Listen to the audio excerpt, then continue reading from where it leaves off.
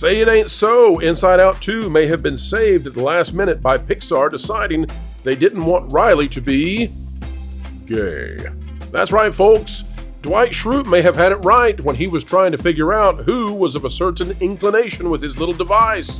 And Disney is doing the same with now all of their movies, it seems, trying to strike out and rid out anything that might drive out their audiences.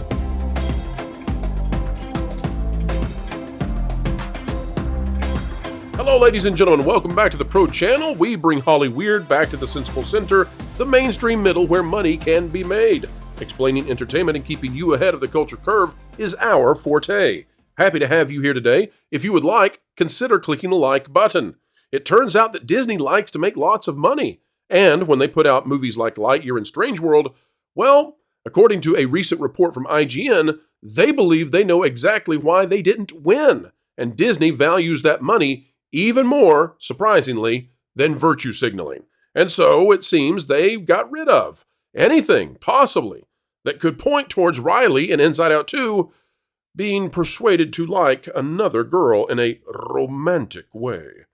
There's only one problem, and that is it's still ambiguous, which leads us to ask, what the heck was in this movie before they scrubbed it clean? Let's bring on the panel. We'll tell you what we mean. Something else that did not go the way they had originally intended. Disney, apparently, Jonas, what you and I had been reporting on, that they were in trouble with Inside Out 2. Apparently we were right, and they fixed it in the last year. Let's read it out of that Park Place. Rumor, Disney executives stamped out any alleged gay interpretations from Inside Out 2 after Lightyear's box office failure. This goes right along with what we were talking about earlier, and here's what the article says.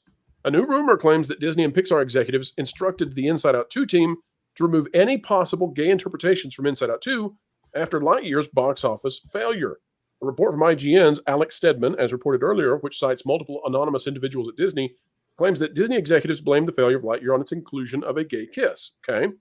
One source told Stedman it is, as far as I know, still a thing where leadership, they'll bring up Lightyear specifically and say, oh, Lightyear was a financial failure, and you see why. Despite this source's claim, Disney execs instructed Pixar creatives to make Inside Out 2, quote unquote, less gay. Now that begs the question, how gay was it? And does Disney stand behind that publicly or only privately? Stedman writes, sources describe rumors that there was a special care put into making the relationship between Riley and Val, a supporting character introduced in Inside Out 2, seem as platonic as possible, even requiring edits to the lighting and tone of certain scenes to remove any trace of romantic chemistry.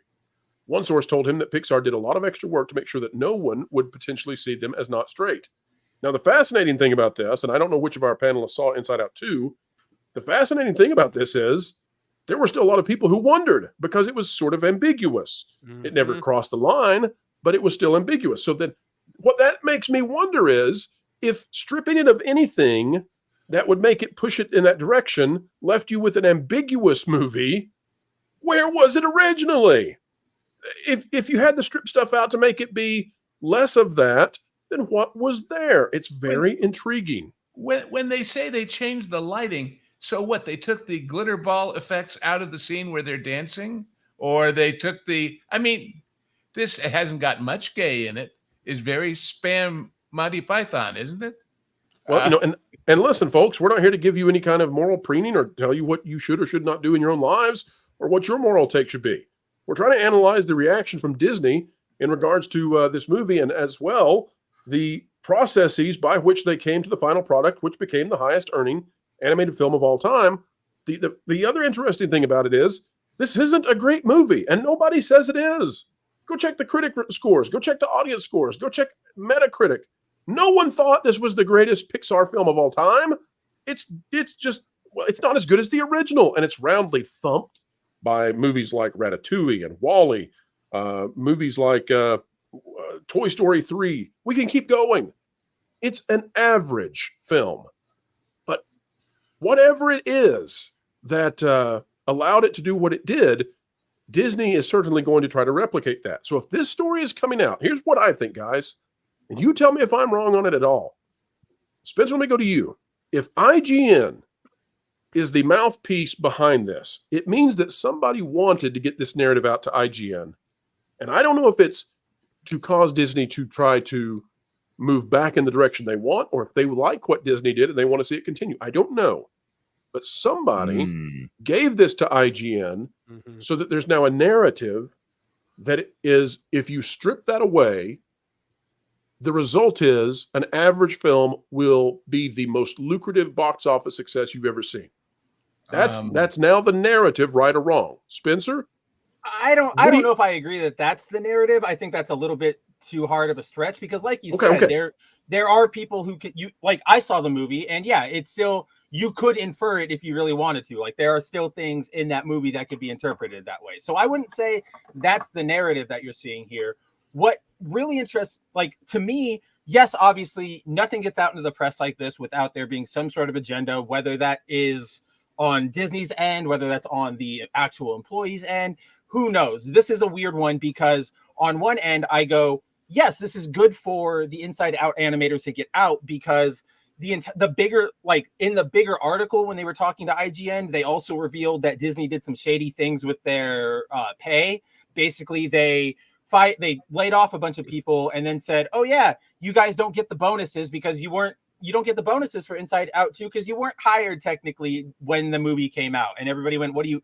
it was a lot of shady, underhanded dealings like that. So to me, that's something that should have been out there, and that's something that Disney should be, harangued about. But then there is that... Which, by the way, Spencer, let me insert real quick a plug on please. That. Film Threat was doing a fantastic job months ago of reporting on the shenanigans that happens at Pixar and Disney Animation in regards to the salaries and the amount of money that's spent on animation, and begging the question, where are these huge budgets going, if not to the artists making the stuff? Go ahead, Spencer. I mean, that's the eternal Disney question at this point is anyway, isn't it? Where is all of this money going? And it's not even Disney. Just a quick side note, because this is something I've been laughing about for the last week. If you guys didn't see, Rian Johnson is doing his third Glass Onion movie for Netflix. Wait a minute, Spencer. Are you telling me that Rian Johnson finally made a trilogy? Well, maybe because we haven't seen it yet. But the thing that makes me laugh about it is budget for the first movie, $20 million. Budget for the second one, I think around $50 million. This one, for some reason, it's already reported at about $150 million plus for this next Glass Onion movie, right? Well, so to me, I'm like, where's all that money going? Right into somebody's pockets, because there's no way this is anything above the board. That is beyond bonkers to me. So that's where I obviously there's you just have to rain on his parade, don't you, Spencer? You just have to rain on his parade. He finally got a trilogy first. Finally got a trilogy. Comes to mind. I'm also going to point out, as far as that pay thing, I don't think that this was meant to look favorably on Pixar. On the leadership of Pixar here, because they talk about the insane level of crunch that was done for this film, because they knew that this entire studio was in danger here, because and we talked about that. We talked about this was actually existential if this failed. Right. Really bad. Yes. So 7-day-a-week crunch, and people were saying, okay, well, we just got to get through this because the studio will close if we don't do this. And people's pay, I'm assuming they don't get overtime there. Emeryville, by the way, is not a union city when it comes to animation. And so they are outside of union protection on this. And I think Disney is flirting very dangerously with having yet another studio that gets unionized because of this. But they ran these people hard for 7-day weeks for months. And their pay was based on the idea. Their pay was low so that they could get those bonuses. And then these people did not qualify for these bonuses because they weren't technically employed by the company at the time. And they found that out at the severance meetings. So that is so the severance was not adjusted for the missing those bonuses because Disney didn't know how much this movie was going to make. Yeah, right. So I think that's the big story. Oh, go ahead, Marvin. Sorry, I didn't mean to cut you off. I was just gonna say, I think this was 100% meant to be a hit piece on Disney and Pixar. It was. With everything that was surrounding it, this was meant to be this was meant to be a Disney's homophobic and look at this, that, and the other thing. Not that there weren't people who attempted to, even with these restrictions put in place, attempt to push a sexuality on these preteens, which okay, is I'm glad I'm glad you bring that up, because in terms of this Pixar, like the less gay stuff, the interesting thing here is that in the article, the person who talked to IGN, they straight up told IGN that, like, they got the order to make Riley come across as less gay, right? Not that she necessarily was, but make her come across. And so less gay. Okay. Less gay. That was the quote. Dial down the gay. The animator was apparently telling the really interesting thing to me is that the animator was saying, "Oh, I can't believe they even told us that she's not gay. Like, she's canonically not gay. That's not in the movie." And I'm like, okay, that's a fair read. Maybe it is just Pixar being a little, gun shy after everything that's gone down. The next sentence, that person reveals, but it's all in, like, the context, in the subtext. It's all subtle. You could read it if you want to. And I went, that's the problem. You guys are still, like, that's what the interesting thing is. You think that you're getting it under, but everybody can tell you're not subtle because you just throw it out there. It's ridiculous. I don't know the term for it. This is the problem with modern media in general, is that you put out something and you're like, hey, here's this new show. It's got all these characters. It's about growing up. It's about all these emotions. And somebody's like, great, who do they sleep with? Can I offer a hypothesis on this whole thing? Please. Well, always. It says in the crawl I'm reading under our beautiful images, spent a year. What was happening for that year? It sounds like they were shifting the lighting. That's what they want us to believe. I got a feeling not. What was happening in the larger picture? Oh, there was the writer strikes and everything. No. Guess one more guess, and then I'll tell you. The political shifting starts with a P, ends with a Z. What if? Pazmataz? No, pelts is the word I'm looking for. Oh, pelts. And my point is, you're smarter than we are in this case. Buck got it in the chat. If Disney is courting these institutional investors who are starting to have their doubts and starting to say, yeah, but what about all this gay shows for kids stuff? And if they can say to them on the QT, don't worry, it was that way, but we're fixing it. We're taking it out. Suddenly, it becomes a backstage negotiation in that much bigger arena for the company. And what the actual movie winds up as is not the issue. The issue is, honest, we're trying.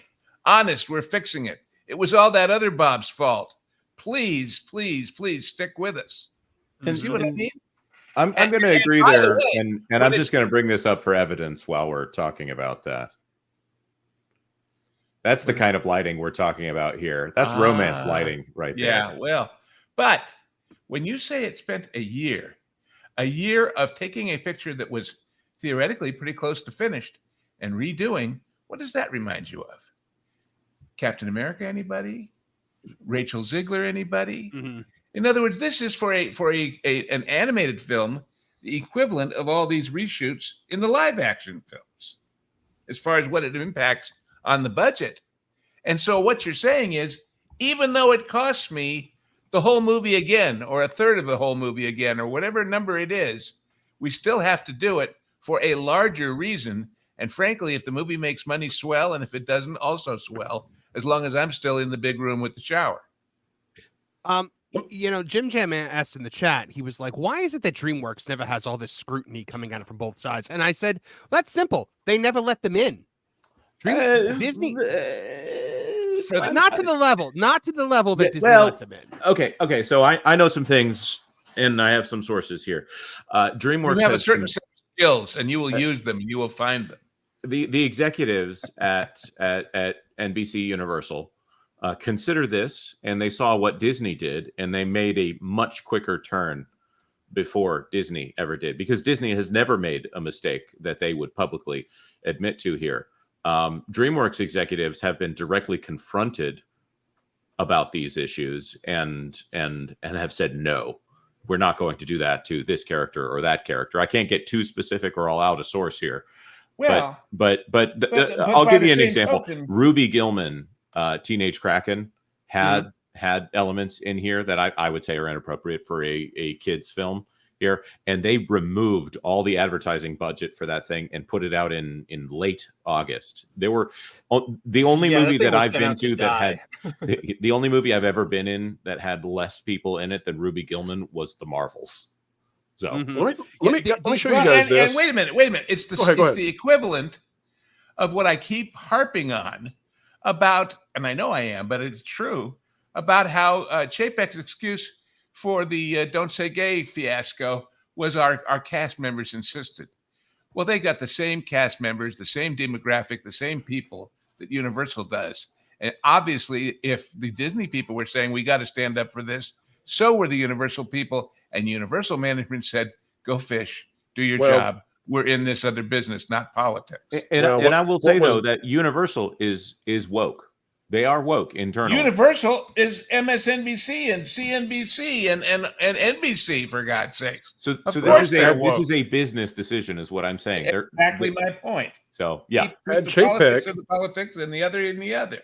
Had Chapek not been facing internal efforts to take him out, and he knew that, he might have told them to go fish as well. But I suspect now, given the New York Times His better article, instinct was to do that, and then he got overruled. Exactly. Well, but the weakness, guess what? They can sniff you out every single time. Oh, yeah. But I want to show people where we were. This goes back to the Chapek era. This goes back to when Inside Out 2 was in development. Here's how Disney was approaching all of that 2 years ago. This is just 2 years ago, folks. Here we go. It's like, I love Disney's content. I grew up watching, all of the classics. They are a huge, informative part of my life. But at the same time, I worked at small studios most of my career, and I'd heard, you hear whispers. I'd heard things like, oh, they won't let you show this at a Disney show. And I'm like, okay. So I was a little sus when I started. But then my experience was bafflingly the opposite of what I had heard on my little pocket of Proud Family Disney TVA. The showrunners were super welcoming. Meredith Roberts and our leadership over there has been so welcoming to my not at all secret gay agenda. And so I feel I felt it was, maybe it was that way in the past, but I guess something must have happened in the last they are turning it around. They're going Dana hard. Walden. And then all that momentum that I felt, that sense of I don't have to be afraid to let's have these two characters kiss. Let's in the background to start. I was just wherever I could, just basically adding queerness to if you see anything queer in the show, I'm proud of them. So these are Dana Walden's people. She was given a promotion inside the company. And Proud Family went on for another season. Dana Walden is the one who took over Disney TV, and all this was happening. And so we've had a distinct turnaround now, I think, in the way that Disney's approaching some of this stuff. Folks, you can like it, you can not like it, you can take your own positions with your with various social issues, but the economy is the economy. And when you make $200 million or $300 million doing what this lady likes to do versus making $1.5 billion or more, the existential threat to the studio is enough that only the locos are still putting in the stuff that might spell out disaster. We can debate about whether or not it really matters, but for Disney, they're assessing it in the way that they seem to be with IGN.